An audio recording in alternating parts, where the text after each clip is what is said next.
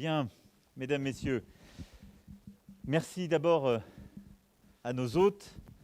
Et nous étions ce matin d'abord sur un campus et maintenant au Hall 32, ce qui est une formidable, je dirais, occasion de valoriser tout ce qui est fait justement par, j'allais dire, l'équipe de France, véritablement, pour l'emploi des jeunes et l'égalité des chances.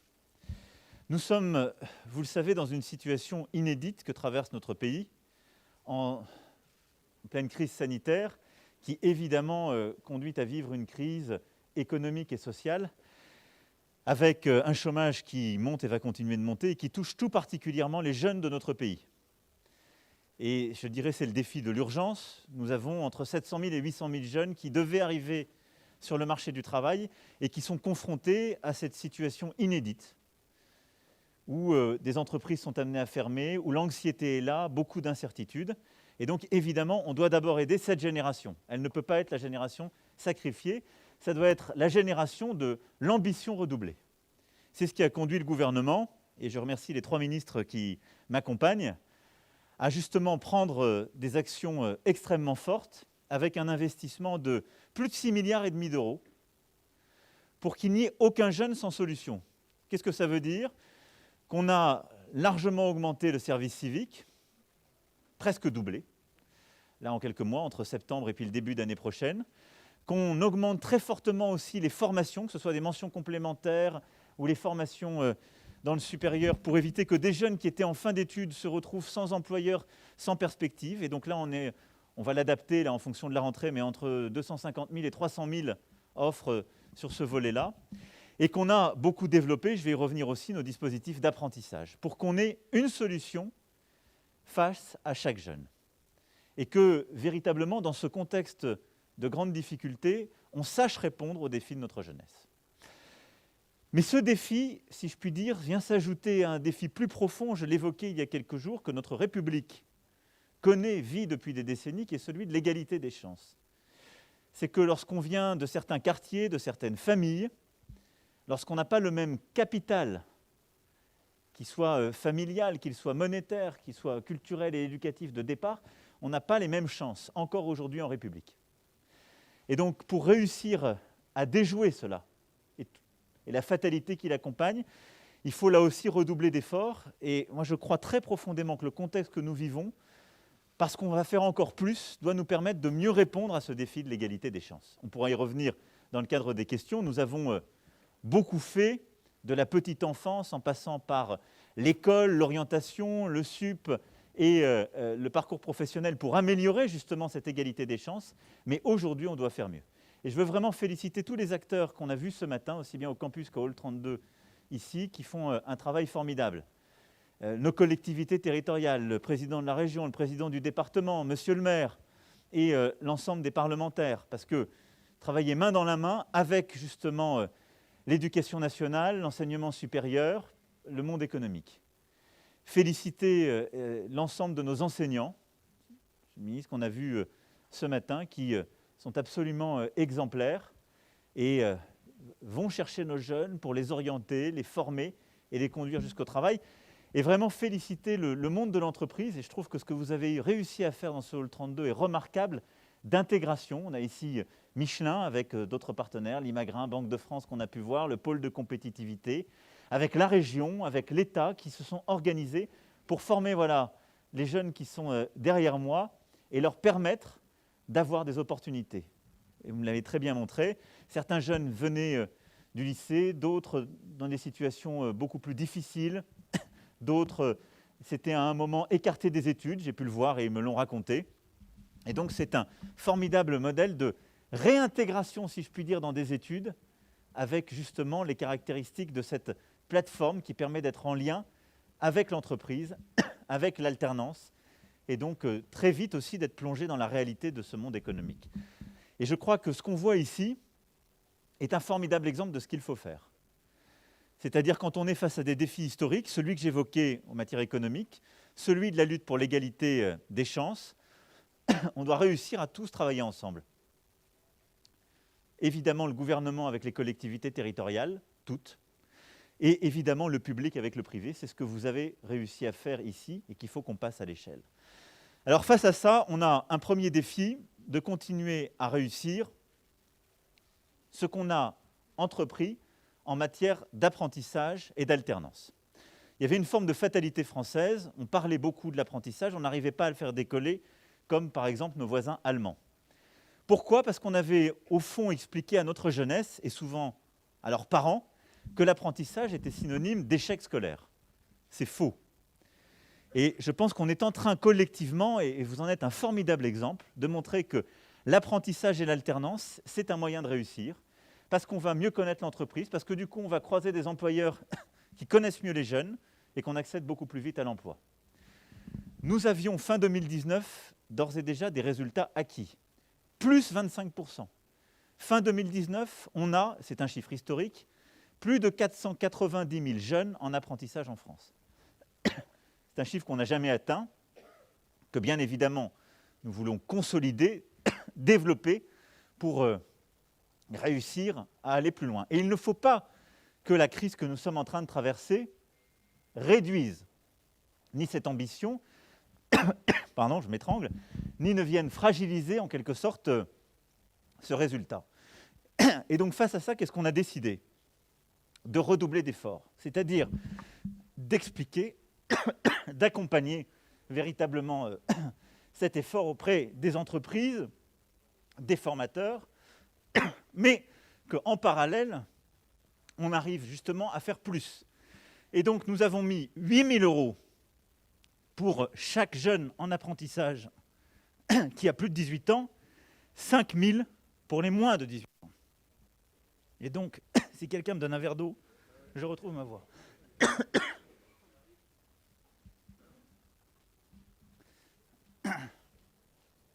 Merci beaucoup.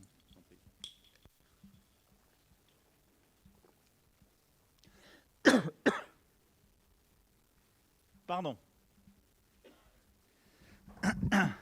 Pardon de cela. Donc, sur l'apprentissage et l'alternance, l'effort qui est fait en cette rentrée, qui est un effort inédit, c'est ces 8 000 € en plus pour les plus de 18 ans et 5 000 € pour les moins de 18 ans. L'objectif, c'est véritablement qu'on maintienne ce chiffre et qu'on continue d'avoir de plus en plus de jeunes qui accèdent justement à ces contrats d'apprentissage et d'alternance. Je vais essayer d'aller au bout. Deuxième chose, on l'a vu ce matin à travers le campus. Je vais retirer, je pense. On tient les distances, mais je pense m'étouffer avec ça. Donnez-moi un masque peut-être plus léger. Je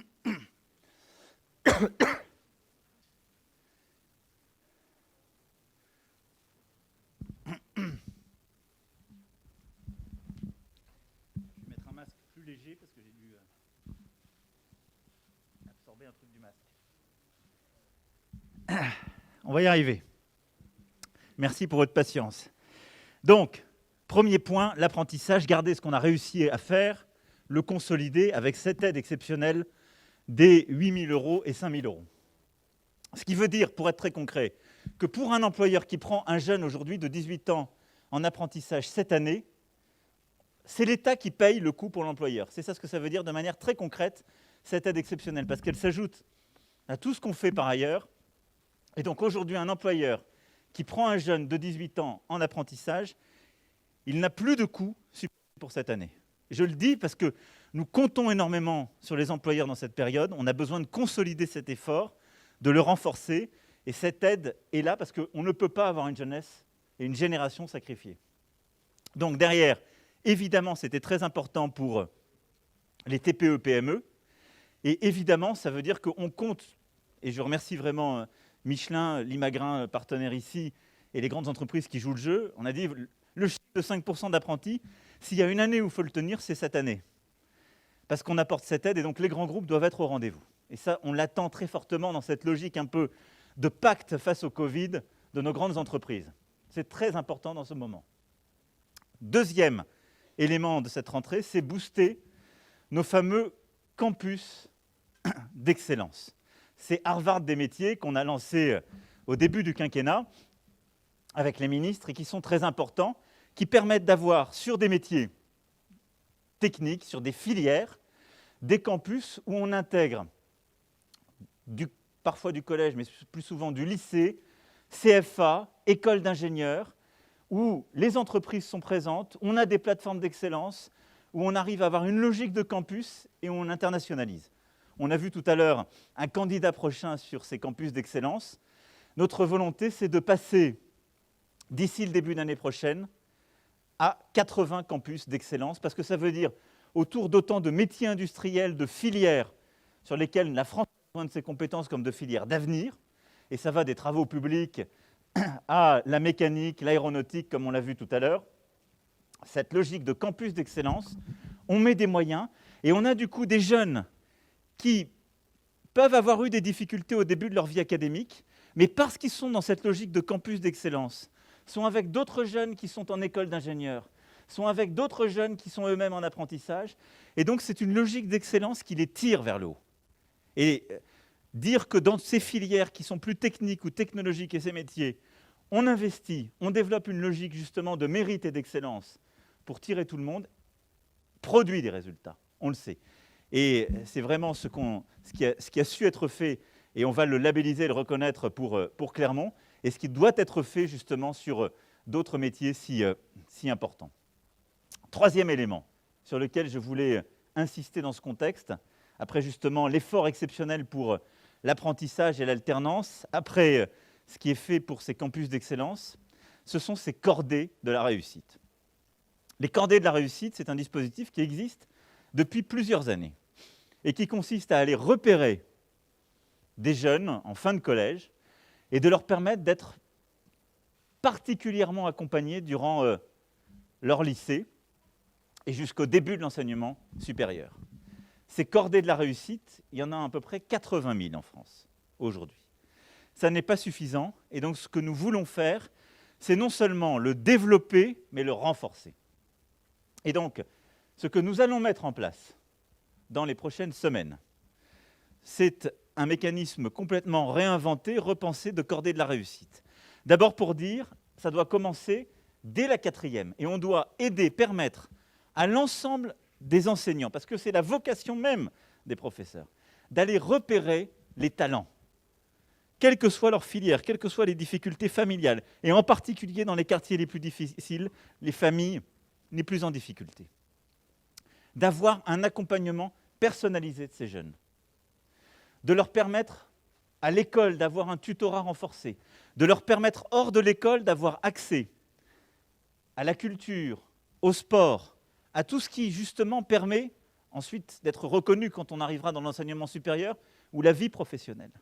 D'accompagner mieux leurs familles pour convaincre les familles que accéder à des études plus longues est important pour l'enfant et pour les familles elles-mêmes. Et de mettre en place un dispositif de bourse pour accompagner les familles, justement, à payer ces études.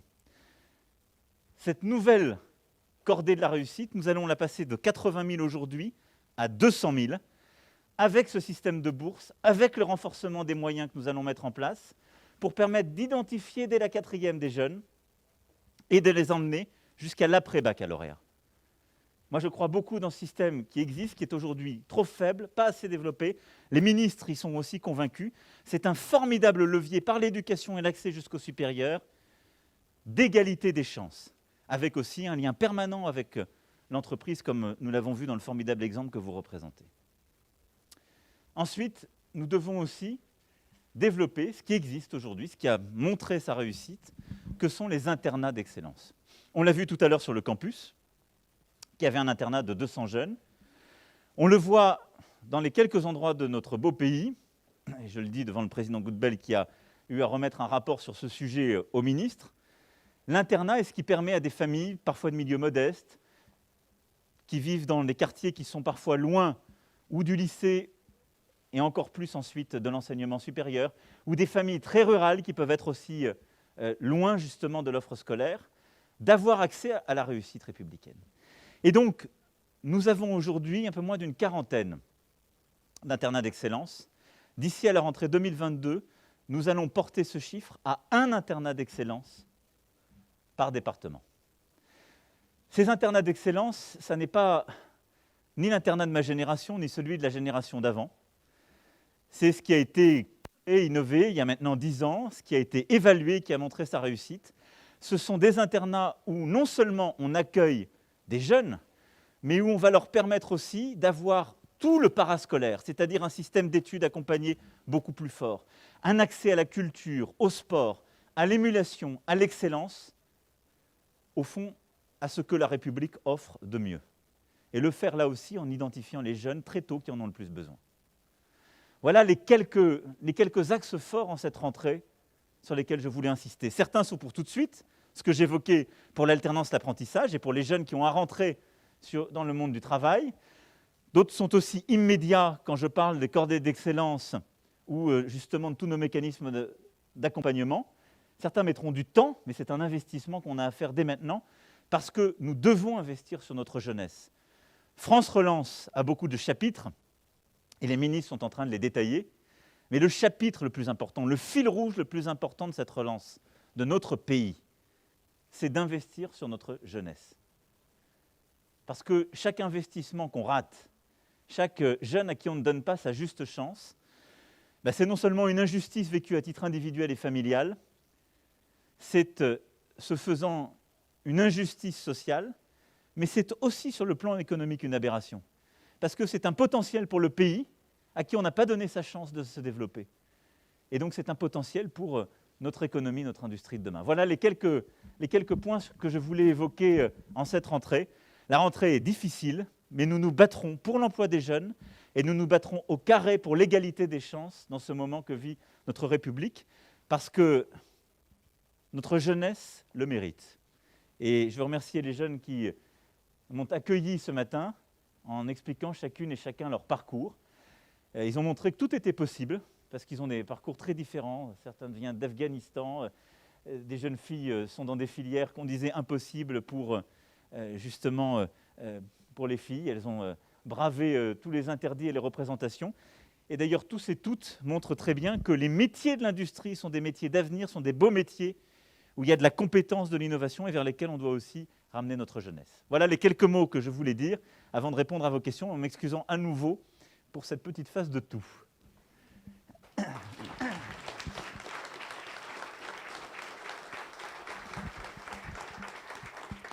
Bonjour Monsieur le Président, Agathe Lambray, BFM TV. On espère effectivement que vous allez mieux.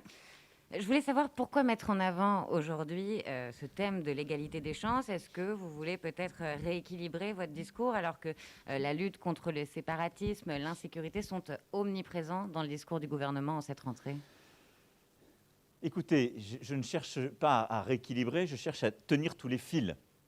Notre pays est face à des défis qui ne sont pas nouveaux, mais qui existent. L'insécurité, vous l'évoquiez. Et donc lutter contre l'insécurité dans notre pays, c'est tenir le pacte républicain aussi. Parce qu'on ne peut pas dire qu'il est normal de vivre dans certains quartiers de la République en ayant peur, en étant dans l'insécurité chaque jour. Et donc, lutter pour la sécurité de tous les citoyens, c'est lutter pour que la République et l'ordre républicain soient maintenus. Mais lorsque l'insécurité s'installe, c'est souvent un symptôme. C'est qu'une vie économique stable n'a pas pu s'installer dans le quartier et a conduit certains à aller vers de l'économie clandestine et à développer la drogue.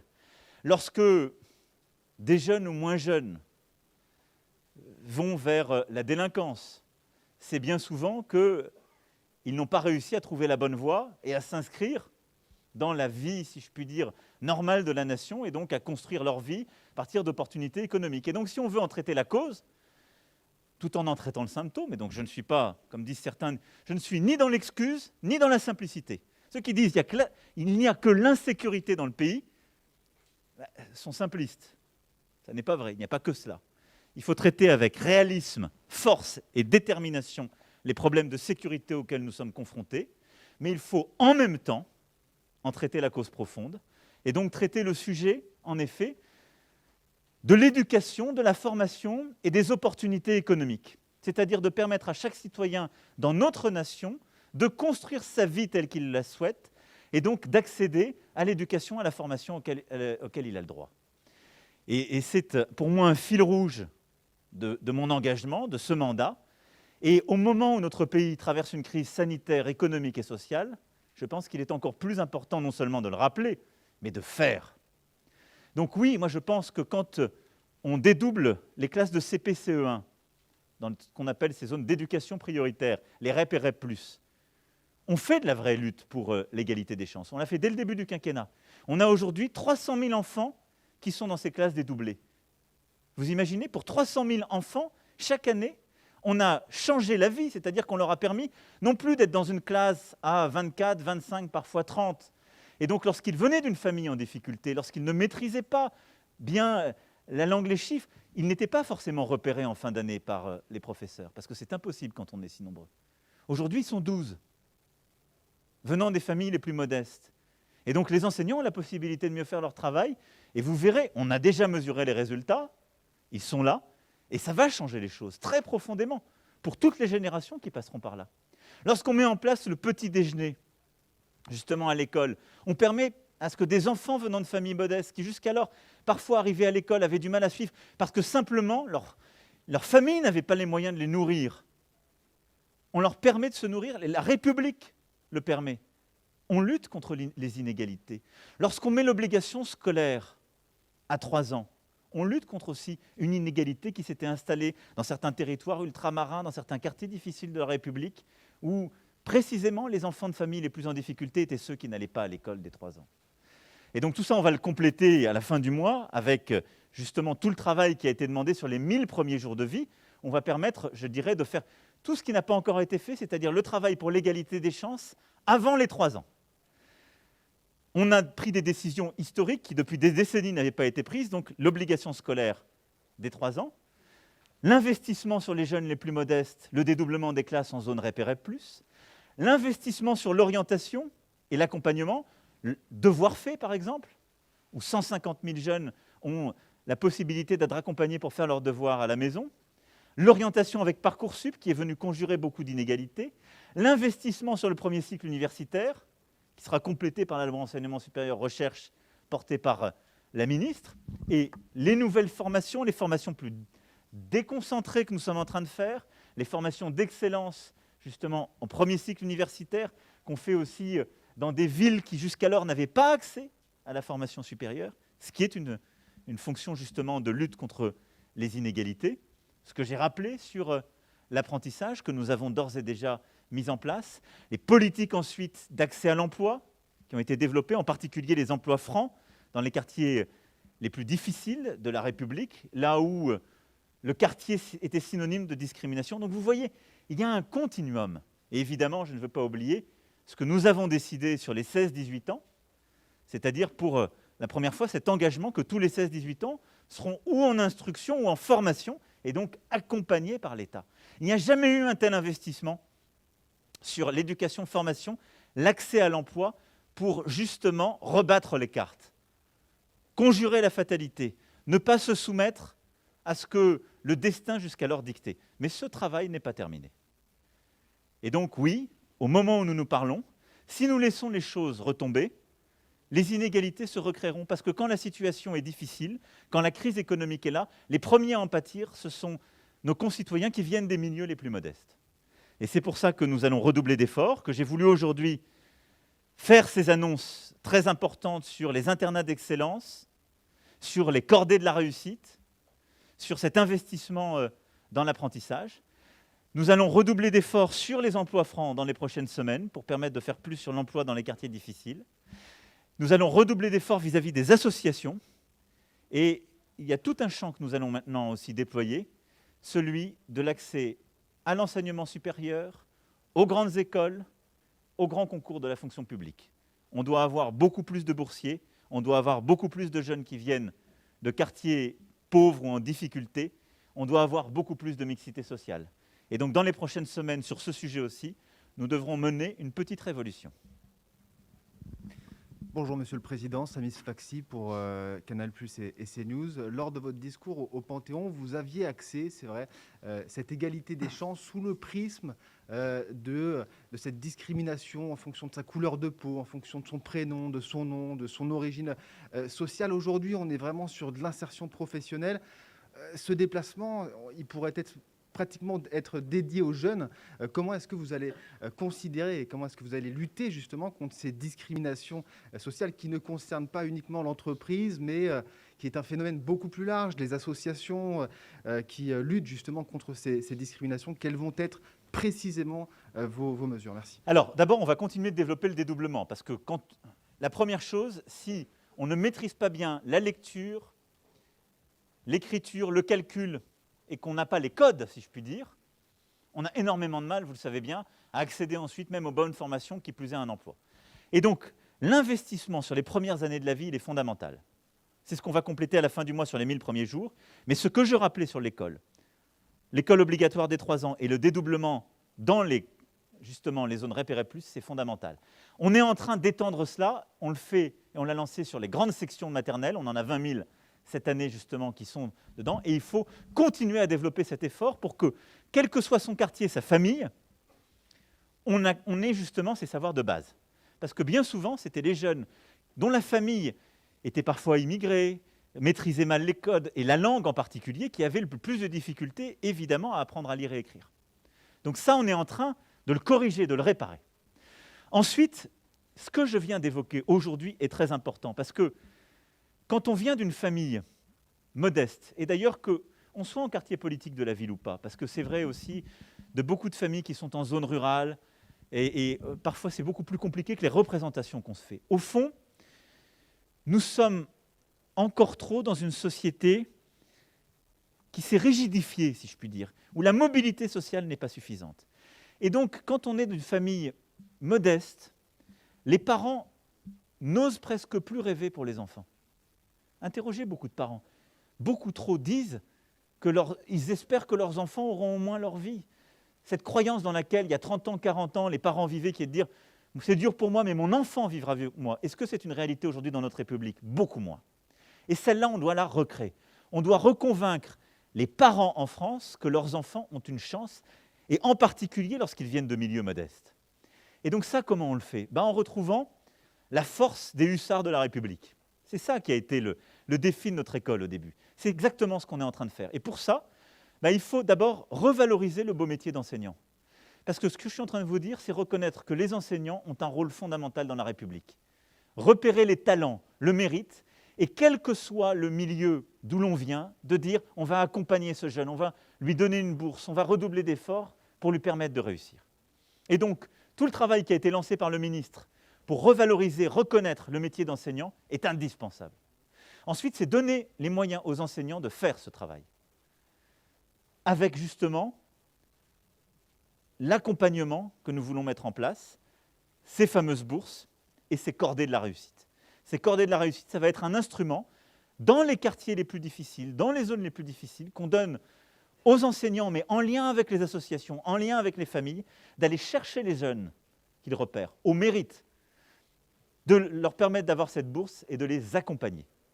Ensuite, les internats sont un levier, parce que c'est ce qui permet, quand c'est dur dans la famille, quand les conditions ne sont pas bonnes, d'accéder à un cadre où on peut mieux étudier, dès le collège, parce que dans ces internats d'excellence que j'évoquais, il y en a évidemment en collège comme en lycée.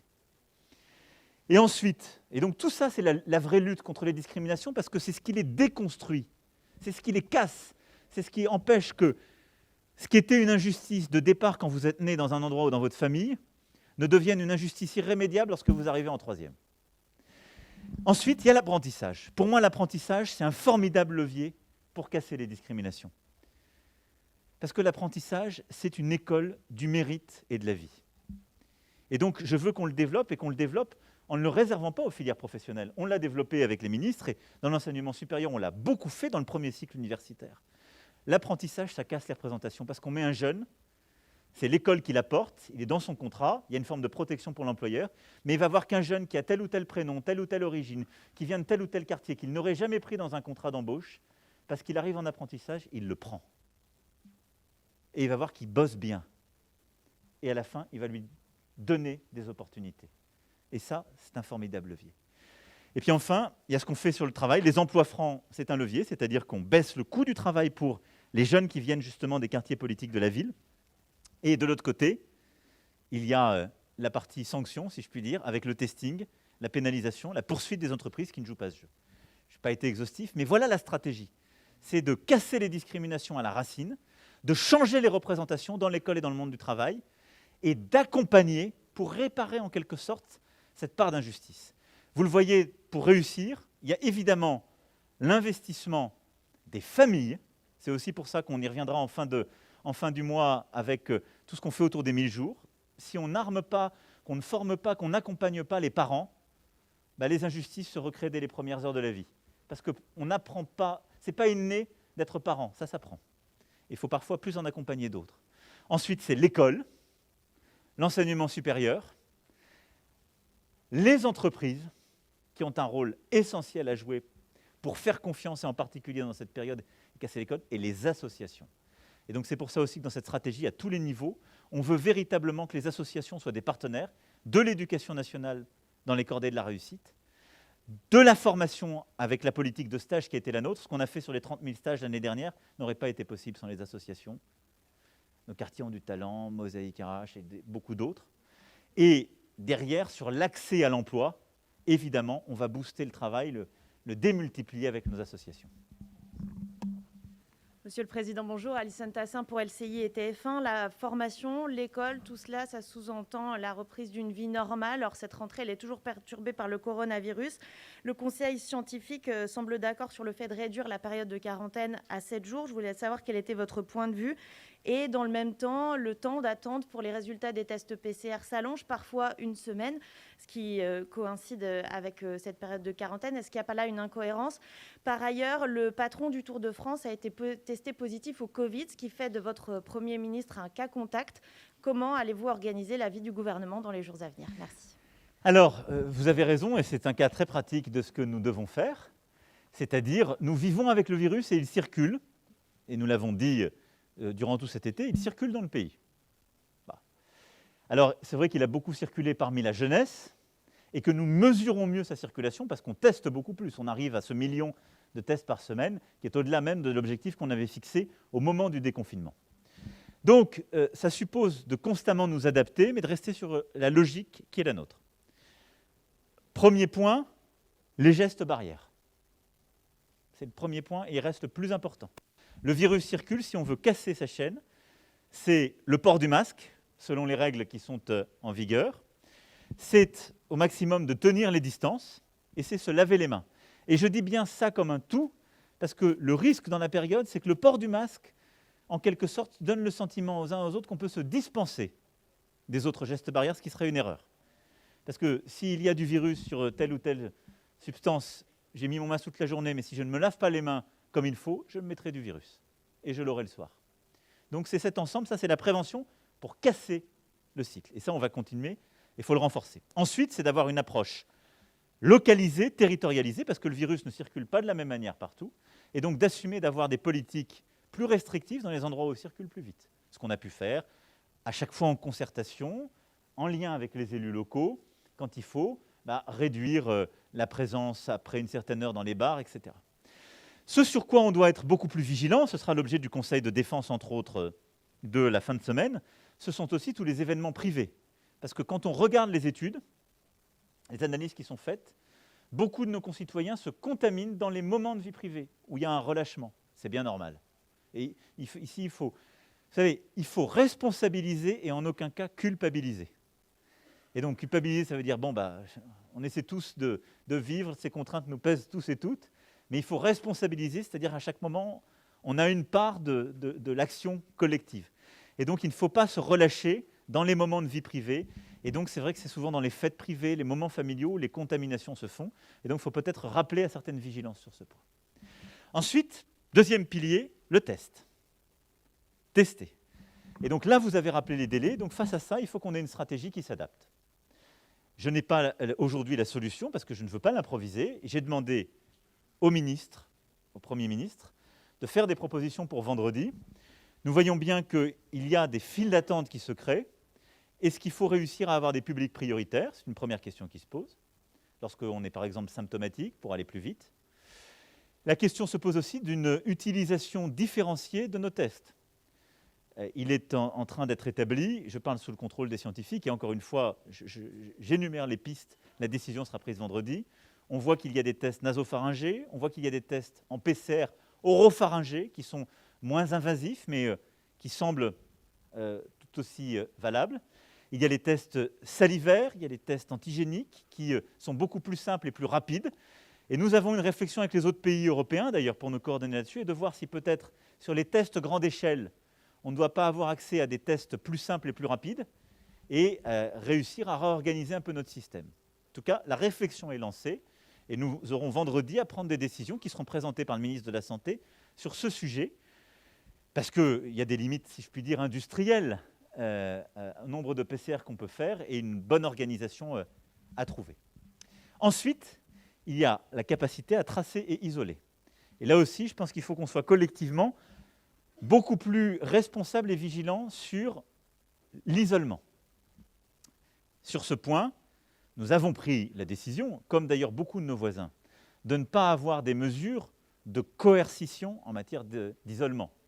Certains pays qui ne sont pas tellement européens, qui sont plus des pays, par exemple, d'Asie du Sud-Est, ont pris des mesures très coercitives pour isoler, en sortant les gens de chez eux, en leur imposant, durant la période de tel ou tel jour, d'être totalement isolés. Nous sommes sur une logique de responsabilisation. Et donc ça, il faut qu'on puisse véritablement avoir un suivi très fin et refaire de la pédagogie pour que chacune et chacun, lorsqu'il est testé positif, respecte parfaitement les règles. Et on va ensuite avoir, on finit, à clarifier une logique d'anticipation, c'est-à-dire qu'est-ce qui se passe dans les zones, villes, départements et régions, où on a de plus en plus de cas positifs. Et donc ça, nous allons l'adapter en fonction de l'évolution que nous voyons, mais aussi en fonction de l'évolution de la population, enfin, du nombre de nos concitoyens qui arrivent à l'hôpital et en urgence. Parce que vous avez vu que jusqu'alors, il y a parfois un petit décalage, même si on voit le nombre de patients qui arrivent à l'hôpital et aux urgences réaugmenter dans certains endroits, ce qui est préoccupant. Donc voilà l'organisation, on connaît mieux les choses, c'est un continuum, il n'y a pas de solution miracle, parce qu'il n'y a pas de traitement stabilisé, il n'y a pas de vaccin. Donc il nous faut, à chaque étape, de la prévention à l'identification, au suivi, et évidemment dans les mécanismes aussi qu'on met en place à l'hôpital, nous améliorer au vu de ce que nous avons fait. Alors ensuite, quand on a un cas contact, eh bien, on sait très bien le protocole qui est aujourd'hui en place. À partir du moment où il est contact, il doit lui-même définir ses propres cas contacts, avoir une politique où il s'isole, où il se protège. On teste, et en fonction du résultat du test, soit on est positif et à ce moment-là, soi-même on s'isole, et les cas contacts sont eux-mêmes testés, soit on est négatif, et à ce moment-là, on peut reprendre une vie normale avec les précautions. Et donc, c'est à cette situation que tous les cas contacts sont soumis. Et donc, c'est exactement cette pratique à laquelle le Premier ministre sera soumis. Nous faisons pour nous-mêmes ce que nous demandons à l'ensemble des concitoyens de faire. Et donc, le séminaire gouvernemental demain ne se tiendra pas, se tiendra sans Eh bien, nous le Premier essaierons de le ministre. faire, je pense, en visio pour ce qui est du Premier ministre et des autres éventuels cas contacts. Mais je pense que les techniques aussi contemporaines, l'organisation montre qu'on s'adapte.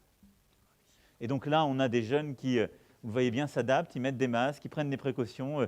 Eux-mêmes, ils se sont peut-être fait tester, ils ont peut-être dans leur famille des cas. Donc voilà, je pense qu'il ne faut pas que la vie s'arrête. Vivre avec le virus, ça veut dire, à chaque étape, maintenant, mettre en place les bons réflexes, les bons comportements qui sont ceux que nous avons décidés. Bonjour Monsieur le Président, Sandrine Bonjour. Thomas du groupe Centre France La Montagne. Alors vous l'avez dit ce matin dans votre propos, l'égalité, c'est mettre toutes les chances du côté de notre jeunesse à travers plusieurs leviers, la communauté éducative, mais également la formation et l'accès à l'emploi. On parle beaucoup de la jeunesse des quartiers. Je voulais vous demander qu'en est-il de la jeunesse des territoires et plus globalement de l'égalité des territoires, puisque en Auvergne, puisque nous sommes dans le Puy-de-Dôme aujourd'hui notamment, il y a parfois une double peine à travers des difficultés de connexion par rapport à Paris, à Lyon, une métropole pas très loin, mais également une fracture numérique avec des zones blanches. Alors vous avez parfaitement raison, et d'ailleurs vous avez peut-être remarqué qu'à chaque fois, j'ai parlé du très rural comme des quartiers politiques de la ville en difficulté. parce que c'est une conviction qui pour moi est ancrée depuis longtemps, les inégalités de situation et de destin sont aujourd'hui quasiment les mêmes. Et les problèmes d'accès au numérique, les problèmes de connexion dans les transports, les problèmes donc de connexion à un enseignement supérieur de qualité sont les mêmes. Quand vous êtes en banlieue parisienne en difficulté, vous êtes très loin de Paris, parfois aussi loin que dans certains quartiers ruraux, parce que vous n'avez pas de transport en public qui existe aujourd'hui. C'est tout le défi qu'on a. Quand vous habitez Clichy-sous-Bois et que vous êtes un enfant, un quartier difficile, si vous regardez la carte, vous avez peut-être l'impression que vous êtes très près de Paris. Simplement, vous n'avez aucun métro ou RER direct qui arrive là. Il y a des bus très longs, indirects, et donc quand vous êtes un jeune, vous n'avez pas accès. Paris n'est pas une réalité pour vous. Et c'est tout à fait vrai d'un jeune de votre département, qui est parfois loin, et donc pour lequel on doit aussi se battre. Alors face à ces inégalités de territoire et de destin, il y a une réponse d'aménagement du territoire et il y a une réponse d'accompagnement des femmes et des hommes, et en particulier de nos jeunes. La réponse en termes d'aménagement du territoire, qu'est-ce que c'est? C'est travailler sur la connectivité, vous l'avez dit, la mobilité, c'est-à-dire le lien avec là où les métropoles qui sont importantes.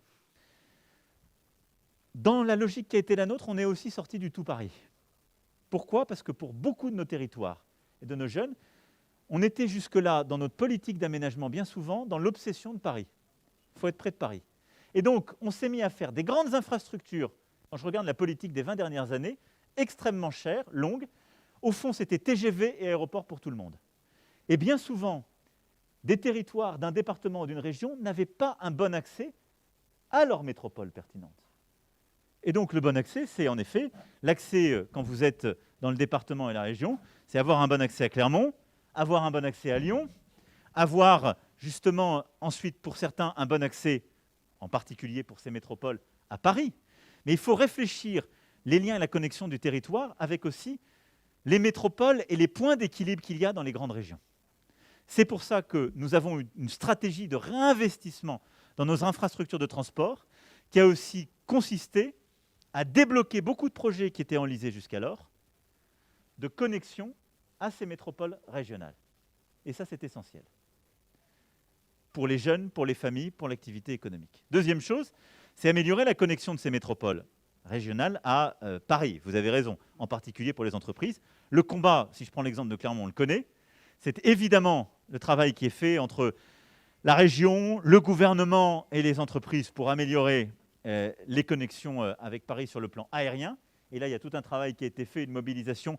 Et croyez-moi, le Premier ministre met la pression avec le ministre des Transports, qui sera dans quelques jours parmi vous, pour améliorer les liaisons et revenir à une situation qu'on estime comme, en quelque sorte, répondant aux nécessités du territoire pour lui donner ses chances. Et on ne peut pas accepter la diminution d'offres qui s'est faite à l'occasion de la crise Covid. Et donc, ça veut dire qu'avec la grande entreprise nationale et ses filières, avec aussi tous les partenaires possibles, le gouvernement, en lien avec la région, ont commencé à le faire, mais iront au bout de ce combat pour mettre en place l'offre à laquelle le territoire a droit. Ça veut dire aussi qu'un travail a été largement amorcé, il est même en train d'être finalisé, de réinvestissement dans les lignes, à la fois matériel roulant et rail, pour que la connexion ferroviaire entre Paris et Clermont soit améliorée et que le temps tant attendu soit gagné. Et donc, nous aurons l'occasion, le travail est en cours cette semaine, entre le Premier ministre, le ministre des Transports et la ministre de la Transition, la SNCF et tous les partenaires. Et à l'occasion du plan de relance, il y aura un très gros investissement sur le ferroviaire pour l'améliorer. Et évidemment, sujet très important, je le sais, pour la région, et votre président de région a aussi raison de le pousser, c'est le fret qui fera partie de cet ensemble. Il y a ensuite la connexion numérique. Et là-dessus, c'est l'investissement inédit que nous avons lancé avec le New Deal fin 2017. On a mis, d'une part, de l'argent, on a mobilisé les grands opérateurs du numérique, on a mis aussi la capacité de les sanctionner quand ils ne sont pas au rendez-vous de leurs responsabilités pour déployer beaucoup plus vite la fibre et l'Internet mobile. Là-dessus, les résultats sont là, ça se déploie. Du retard a été pris pendant la crise Covid. On va le rattraper. Donc nous sommes dans une phase de remobilisation pour que les échéances 2022 soient respectées. Et après, pour tous les jeunes, quelle est notre logique? Exactement celle que j'évoquais, celle que j'évoque depuis tout à l'heure. Pour la jeunesse des quartiers urbains en difficulté et la même que celle pour les quartiers ruraux. cette logique de transformer notre école, de mieux accompagner, de développer à la fois ces filières d'excellence au mérite pour les jeunes, y compris du monde rural, et bien évidemment, ils sont tous éligibles à cela, mais aussi permettre cette logique d'internat qui, pour le monde rural, est très importante, parce qu'elle permet à la fois de conserver une offre scolaire dans le rural à certains endroits, et elle permet d'autres fois de permettre à des enfants du rural d'avoir accès à une offre qui n'est pas là, parce qu'ils ont un internat dans la ville qui est à côté ou qui est parfois trop loin pour les parents pour faire l'aller-retour chaque jour.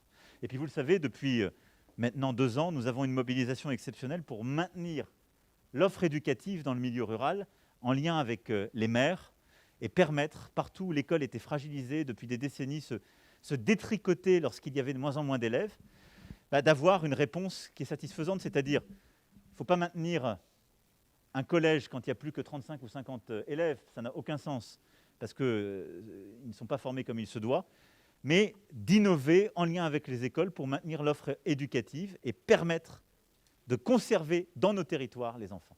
Je ne suis pas exhaustif, je pourrais en dire beaucoup plus sur nos territoires, on fait aussi sur l'action cœur de ville, les quartiers, la capacité à retisser la ville, et en particulier la ville moyenne et la petite ville, mais on aura l'occasion d'y revenir. Est-ce qu'il y a d'autres questions? Je peux encore en prendre. Tout est clair? Mesdames, Messieurs les ministres, est-ce que j'ai oublié des choses? S'il vous plaît, dernière petite Oui, question pour revenir au sujet du jour, le message que vous êtes venu porter aujourd'hui. Patrice Campeau pour le journal La Montagne. Est-ce que vous ne pensez pas que les 2 discours qui sont portés aujourd'hui, à savoir la valorisation de l'apprentissage, relancer, etc., on part de loin, il y a une image qui est encore assez détériorée, et le discours sur les cordées de réussite ne risque pas de se télescoper? Au contraire. D'abord, sortez de votre tête ce discours que l'apprentissage est sinistré ou autre.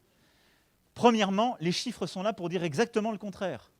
Fin 2019, 491 000 jeunes en apprentissage, plus 25% en 18 mois. Les choses sont en train de changer, des chiffres jamais atteints. Pourquoi? Parce que c'est en train de changer dans la tête. Demandez à ces jeunes s'ils ont l'impression d'être dans une filière sinistrée. Ils sont dans ce lieu magnifique, Hall 32, c'est pas vrai. Et donc, pourquoi, pendant très longtemps, l'apprentissage dans notre pays a été mal vu? Parce que pour les familles, l'apprentissage n'était pas une voie de la réussite. Ce qu'on fait depuis 3 ans, c'est de développer l'apprentissage partout. On le développe dans la filière pro, on le développe dans les filières techniques, on le développe dans le sup. Mais j'ai souvent dit pourquoi ça marche en Allemagne. Parce que quand en Allemagne, vous êtes un employé, vous voyez le patron, et qu'a fait le patron? Le patron, il a été apprenti. En France, quand vous voyez le patron, il a fait école de commerce ou école d'ingénieur. Et donc, beaucoup de familles, quand elles veulent que leur enfant réussisse, elles disent « je ne veux pas qu'il fasse apprenti, puisque le patron n'a pas fait apprenti, c'est du bon sens ». Ce qu'on est en train de développer, c'est l'apprentissage dans les écoles de commerce, dans les écoles d'ingénieurs, dans le premier cycle universitaire, dans l'excellence. L'apprentissage, c'est simplement une autre organisation du temps où on combine le savoir théorique avec l'application pratique dans l'entreprise. L'apprentissage, c'est une voie d'excellence. Les mentalités sont en train de changer, je veux ici le marteler, je le martèle, mais nos jeunes l'ont compris. Il faut maintenant que les parents le reconnaissent pleinement, l'acceptent, pour dire l'apprentissage, c'est une bonne voie pour mon enfant. Ensuite, dans les filières qui développent l'apprentissage, l'accès à l'emploi fonctionne. Les chiffres sont là pour le montrer. On a des chiffres d'accès à l'emploi qui sont extraordinaires, qui sont dans certaines filières de 100%, en tout cas, qui sont bien supérieurs à...